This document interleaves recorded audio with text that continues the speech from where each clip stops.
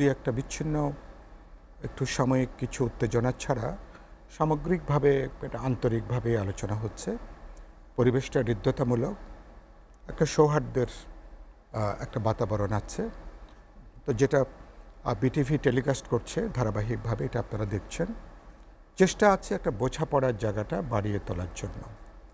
আমরা এ পর্যন্ত গুরুত্বপূর্ণ অগ্রগতির অর্থে হচ্ছে যে সংবিধানের ৭০ অনুচ্ছেদ নিয়ে যেটা বড় একটা আলোচনার বিষয় ছিল, সেটা নিয়ে এক ধরনের সিদ্ধান্ত হয়েছে যে আমরা অর্থ বিল এবং আস্থা ভোট এই দুটো প্রশ্ন বাদ দিলে বাকি বিষয়গুলোতে পার্লামেন্ট মেম্বাররা স্বাধীনভাবে তারা কথা বলতে পারবেন, ভূমিকা পালন করতে পারবেন। এর বাইরে আরও দুটো বিষয় আছে, সেগুলো দলীয় এজেন্ডায় থাকবে।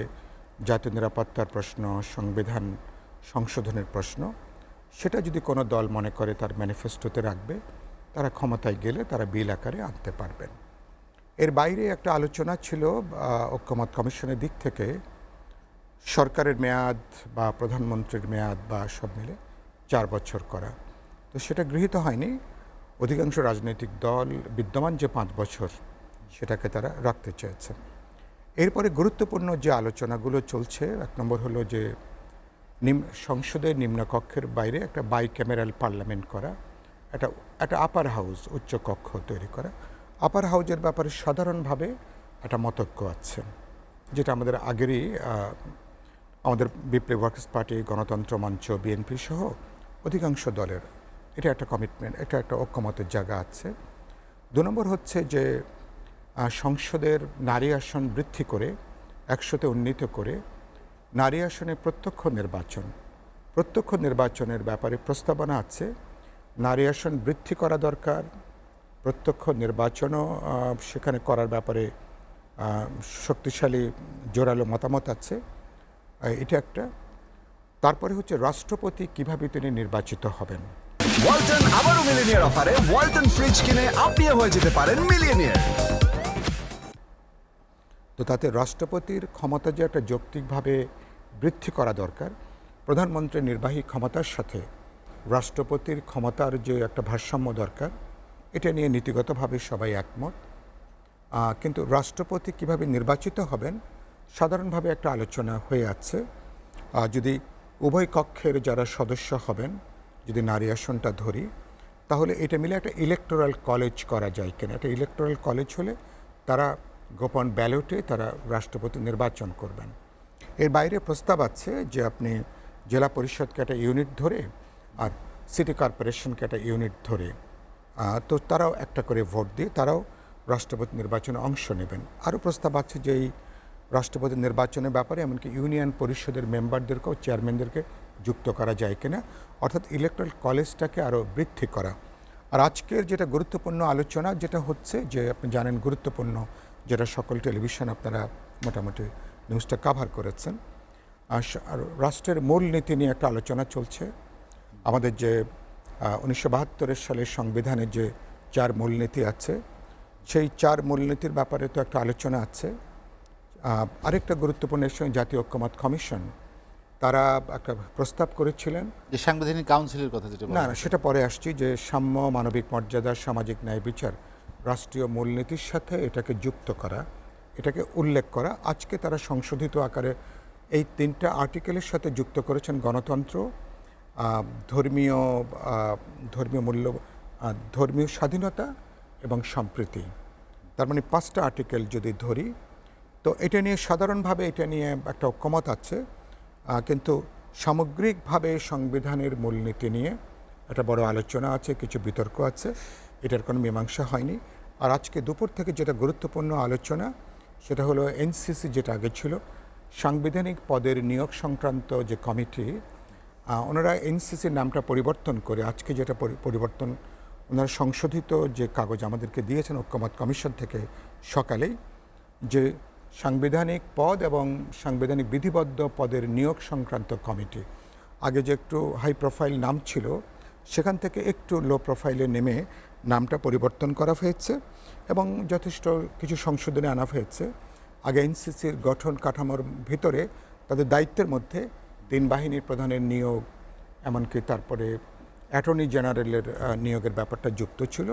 এবার সেটাকে বাদ দেওয়া হয়েছে, যে এটা অ্যাটর্নি জেনারেলের সাংবিধানিক পদ হলেও তাকে সরকারের সঙ্গে কাজ করতে হয়, ওটা বাদ দেওয়া হয়েছে। 3 বাহিনী প্রধানের ব্যাপারটা বাদ দেওয়া হয়েছে। তারা যেভাবে তাদের পেশাগত জায়গা থেকে তো তাদের যেভাবে পদোন্নতি ঘটে দায়িত্বে আসেন, এবং এটা সেভাবে থাকছে।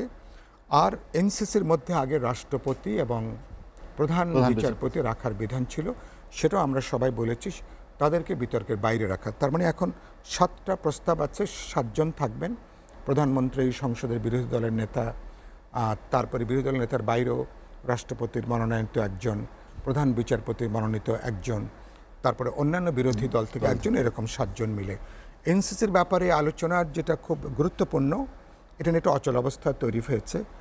প্রায় বলতে পারেন 3-4টা দল বাদে বাকি বিপুল অধিকাংশ দল এবং তারা সাংবিধানিক পদের নিয়োগের ব্যাপারটা নির্বাহী বিভাগের হাতে রাখতে চান না, যে কারণ এই সাংবিধানিক পদের এ পর্যন্ত অভিজ্ঞতা হচ্ছে যে এখানে তারা দলের প্রতি অনুগত ব্যক্তিদেরকে প্রত্যক্ষ পরোক্ষভাবে নিয়োগ দেওয়া হয়েছে অতীতে, যে জন্য এই যে কর্তৃত্ববাদী শাসন বলি, ফ্যাসিবাদী শাসন বলি, এটা তো প্রধানমন্ত্রী কেন্দ্রিক যে চূড়ান্ত গণতান্ত্রিক ক্ষমতা কাঠামো গড়ে উঠেছে, তার সাথে সাংবিধানিক পদের নিয়োগগুলোকে দলীয় পছন্দের লোকগুলোকে নিয়োগ দেবার কারণের জন্য আমাদের অনেক বিপদ, অনেক দুর্ভোগ দুর্যোগ পোহাতে হয়েছে। এটা আলোচনার মধ্যে আছে। আমরা বিএনপিকে সর্বশেষ আমি আজকে প্রস্তাব করেছি, বিএনপি তারা নিজেরা একটু ভাবনা চিন্তা করতে পারেন কিনা, হাউজের যে সেন্টিমেন্ট এটাকে বিবেচনার মধ্যে নিয়ে, অর্থাৎ প্রধানমন্ত্রী এক্সিকিউটিভ কমিটি আমাদের ধারণা এটা ক্ষুণ্ণ হওয়ার কোনো কারণ নেই। আর সাংবিধানিক পদের নিয়োগটা তো প্রধানমন্ত্রী এক্সিকিউটিভ ক্ষমতার সাথে যুক্ত করাটা মনে করি নীতিগতভাবেই সেটা উচিত না, বিশেষ করে বাংলাদেশের প্রেক্ষিতে আমাদের যে তিক্ত অভিজ্ঞতা যেটা হয়েছে। আগামী 3 দিন এই আলোচনার হবে না, আগামী রোববারে আলোচনা শুরু হবে, তখন হয়তো আলাপ আলোচনা করে আবার তারা প্রস্তাব আকারে এই বিষয়গুলো আলোচনা করবে। সব বলি যে আলোচনা আমরা অনেক করছি, অনেক দৌড়াচ্ছি, কিন্তু খুব বেশি এগোতে পারছি না। রাজনৈতিক দলগুলো তো নানা প্রশ্নে ভিন্ন ভিন্ন রাজনৈতিক অবস্থান আছে, অবস্থান থাকাটাই যৌক্তিক। আলাদা দল, আলাদা ইডিওলজি, পলিটিক্স, বিভিন্ন প্রশ্নে আলাদা অবস্থান থাকবে, এটাই এটাই স্বাভাবিক। আমরা একটা বিশেষ পরিস্থিতিতে একটা ন্যাশনাল কনসেনসাস বিল্ড আপ করার চেষ্টা করছি, এটাই হচ্ছে মোদ্দা কথা। এবং সেই চেষ্টাটা আমি মনে করি এখনও পর্যন্ত একটা আন্তরিক উদ্যোগ আছে। এখন সেটা আমি যেটা বলেছি যে আমি ভাই যেটা বললেন যে অল্প সংস্কার বেশি সংস্কার, আমরা প্রশ্নটা এভাবে উত্থাপন করতে অনেক বিভ্রান্তি তৈরি হয়েছে। আমরা বোঝার চেষ্টা করছি যেগুলো অর্জনযোগ্য সংস্কার, যেগুলো একটা বড় দাগের বোঝাপড়া করে, যেগুলো আমার প্রয়োজনীয় সংস্কার এবং অর্জনযোগ্য, যেটা আমি অ্যাচিভ করতে পারি। আবার একটা গণতান্ত্রিক দায়বদ্ধ রাষ্ট্র সরকার তৈরি করতে গেলে কোন কোন ধরনের সংস্কার আমাদের, কোন কোন ধরনের গুরুত্বপূর্ণ পরিবর্তন দরকার, বিশেষ করে গত কদশকের তিক্ত অভিজ্ঞতার পরে সেই অভিজ্ঞতাগুলো কিন্তু আমাদের কিন্তু হন্ট করছে। সেই জায়গাগুলো থেকে আমরা চেষ্টা করছি কার্যকরভাবে প্রয়োজনীয় এবং যেগুলো আমরা সবাই মিলে একমত হতে পারবো সেদিকে যাবার জন্য। সংখ্যার দিক থেকে 166টা তারা যে হাজির করেছেন, হয়তো 100-র উপরেই হয়তো আমরা, কারণ অনেকগুলো সংস্কারের ব্যাপারে কোনো দ্বিমত নেই। পুলিশ, নির্বাচন কমিশন, জনপ্রশাসন, দুর্নীতি দমন কমিশনের ব্যাপারে, নির্বাচন কেন্দ্রিক যে সংস্কারগুলো, এমনকি নির্বাচনের ব্যাপারেও অনেকগুলো একমত হবে।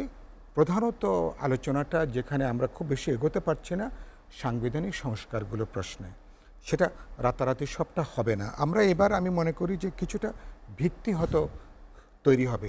আগে যেখানে দলগুলোর সাথে মুখ দেখা দেখি বন্ধ ছিল, এখন ডিফারেন্ট ইডিওলজি, উত্তর পোল এবং সাউথ পোল, আমরা একসঙ্গে বসছি, কথাবার্তা বলছি, তারা তো নাই, যাদের মুখ দেখা দেখি যাদের বন্ধ ছিল না, ইভেন তারপরও অন্য যারা ছিলেন তাদের মধ্যেও তো অনেক অনেক প্লাস মত পার্থক্য ছিল। চেষ্টা হচ্ছে।